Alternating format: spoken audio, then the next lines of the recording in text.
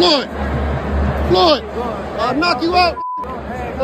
He's sick, look at him. Welcome to the motherfucking relay. We're covering today's top boxing news. Ow! Okay, we'll start with this. A lengthy article, a lengthy read that lends further insights into the inner workings of the PBC at this point in the juncture, and that Al Haymon is reportedly back. He returns ahead of the Premier Boxing Champions schedule, in direct confirmation of the rumors we heard earlier this year that Al Haymon had stepped away from boxing for a bit. Company insiders told WBN that we're learning more about the end-of-the-year schedule American fight firm Premier Boxing Champions is putting together.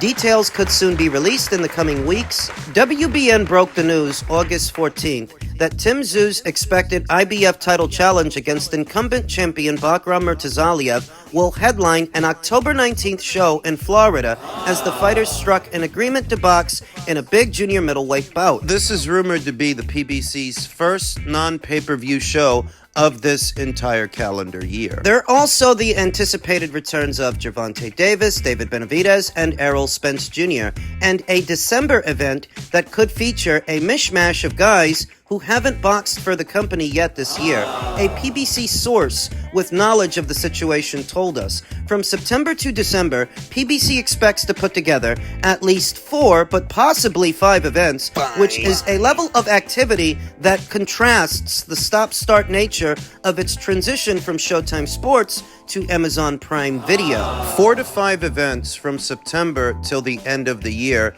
on top of the 3 they already did earlier this year, comes out to about, 6 to 7 shows? Basically, half the number of shows that was initially reported, because it was initially reported that the PBC, upon entering this deal with Amazon Prime, would be doing 12 to 14 shows. 12 to 14. 6 to 7 is half that number. Half. Though there will be box office events, 2 to 3 dates will be on Prime SVOD. One of our PBC insiders told us subscription video on demand is a television model that features programming watched through a standard subscription to Prime Video, rather than behind an additional paywall, pay-per-view, as has been the nature with all PBC events so far this year. I don't believe them. That 2 to 3 dates won't be pay-per-views, I don't buy it. I don't believe it, because look at the fights that they're talking about putting on and ask yourself if they're just going to give those fights away or are they going to put them behind a paywall. You're talking about Spence versus Fundora.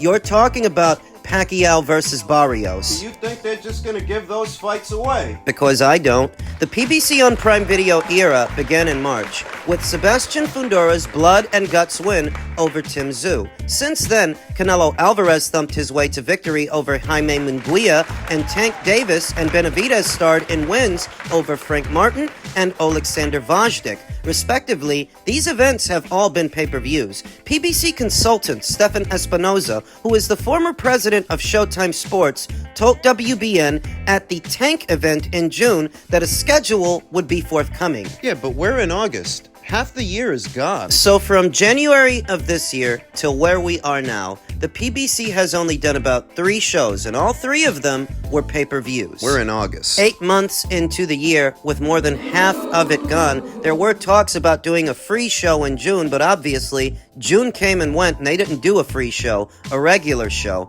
I know that fans and observers have been really anxious for the pace to pick up. I'm happy to say that's going to happen imminently, Espinoza told us ahead of Tank's brutal win against Frank Martin, which advanced his flawless, unbeaten pro record to 30 wins with 28 knockouts. I think in the next couple of weeks, you'll see some announcements, and by the time we're looking at August, September, October, there will be regular cadence of events that are pay-per-view and non-pay-per-view. How long have we been hearing that? The first non-pay-per-view show was supposed to go down in June, per Dan Raphael. Then June became August, what was supposed to be the Caleb Plant versus Trevor McCumbee fight with Stephen Fulton on the undercard. That didn't happen either.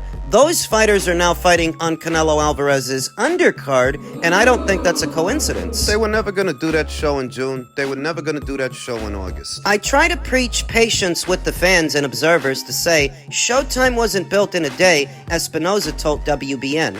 It took 37 years expecting that level of activity. You know, everyone's going to be pleased when we amp up. The scheduling of our events on Prime Video, Espinosa said. It's almost 10 weeks since the doubleheader, and PBC has yet to deliver a clear indication in public of what is to come. But most people in the public know what is to come. Gervonta Davis's next fight. That's gonna be a pay-per-view. Spence versus Fundora, if they actually do it. That's gonna be a pay-per-view. Pacquiao versus Baros, if they actually do it. That's gonna be a pay-per-view. So when you say that you're gonna do 4 to 5 more shows before this year is out, that's saying that most of them are gonna be box office fights. So what changed? What's different? Rumors have also swirled online that Al Haymon has no longer been at the forefront of the company he founded in 2015. Sources close to Haymon told World Boxing News at the start of this year that he had taken a step back from the boxing business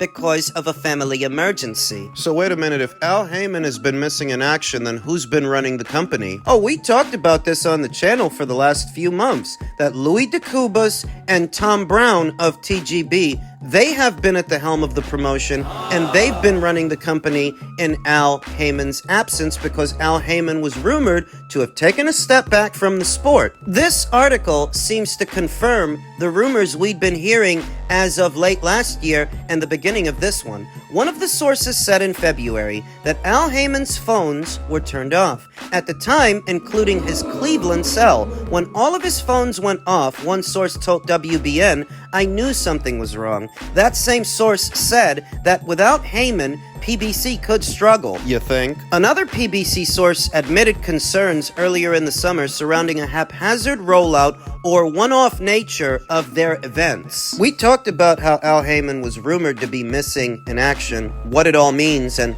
how it might affect the future of the company. Boxing insider Rick Glacier talked about that, and per usual, the usual suspects got mad at him for it, but time has proven him right. It seems that Al Haymon did step away from the sport for a while. That's what this article confirms. The source said, "It's hard to get real momentum when it's one date at a time and we don't get a sense of continuity. Last year, PBC was arguably the boxing company of the year as it was responsible for, by far, the biggest events the sport had seen that year, and WBN covered them all." It's true. Last year was arguably the PBC's best year in the sport, their best year since their inception. But what you're really talking about is 2 fights, maybe 3. What you're talking about is Ryan Garcia versus Gervonta Davis and the Spence versus Crawford fight. Both fights did robust numbers at the box office, though not enough to save Showtime Boxing. By then, it was too little and too late, and the higher-ups made up their minds. Tank Davis versus Ryan Garcia proved to be a monster at the gate and at the box office, so much so that there are talks behind the scenes of a rematch. Regardless of Garcia's out-of-the-ring antics and drug ban for the performance-enhancing drug Osterin later in 2023, Terrence Crawford produced an all-time great thrashing of Spence in front of one of the most glamorous crowds the sport has seen in its modern era. Additionally, PBC signed Canelo and boxed him against Jermell Charlo in the first of a 3-fight PBC swing. I forgot about that one. It did good numbers, but it wasn't a great fight. The PBC has struggled to match the momentum it had then so far this year, yet one source at the company told us things are starting to turn around. It feels like it's changing as the regularity of events on the horizon is improving, frequency of scheduling, and lead time looks like it's improving as well. Al Haymon's return might help to boost crew morale now that he's back in the mix of things. But as far as the situation really hasn't changed. Amazon has now gotten comfortable with the rhythm of announcing, promoting, and doing technical back-end at events. The source said that though Amazon broadcasts NFL every Thursday night, football's production and broadcasting is cookie-cutter because everyone involved knows what's happening, even 6 months ahead of schedule. It's easier to build a routine in that sport from the start, per the source. Boxing events are a different beast, the source said. Main events fall out, fighters withdraw due to injury, and things can change at a moment's notice. Pay-per-view events in boxing can have a short lead time compared to football, but Prime Video has gotten used to this after 3 events and a busier schedule in the second half of this year. Define busier. From what I can see, you did about 3 shows in the first 2 quarters of the year, and you might do 4 shows in the last 2 quarters of the year. That doesn't seem all that much busier to me. What you might do. You're on roughly the same kind of schedule, same kind of time, mostly. The only real difference is that that you would have them on schedule, that you would have it all sorted out on paper. That's the only real difference, but not that much change. Most of what you're rolling out is still pay-per-views. There's now a comfort level, having done it a few times, and so it's less of a heavy pull. One source with knowledge of the situation told us, Amazon has gone through the process now, and it's second nature. Another key factor in the uptick of events that Premier Boxing Champions is preparing to roll out is to do with Haymon's return to the company. Multiple sources have told WBN that Haymon is firmly back in the mix at PBC and shaping the near-term future of the business. He's back, one source said. His involvement has definitely increased over time. A second source close to Haymon told WBN he is much more involved now than he was in the very first event back in March. It's not a coincidence that pace and regularity is now increasing. The source also suggested that while Haymon has temporarily been away from the company for the family emergency, his cell in Cleveland went dark simply because he changed his number after getting spammed with caller ID spoofing. What kind of cockamamie excuse is that? Your company is breaking in a new broadcast partner, and you're saying that you changed your number without giving it to anybody because of caller ID spoofing. That's what they're saying, that the whole reason people couldn't get to his number in Cleveland was because he got a new one, and he didn't think to give the new number out to his business associates, his business partners, and the people who might need to reach him at this time.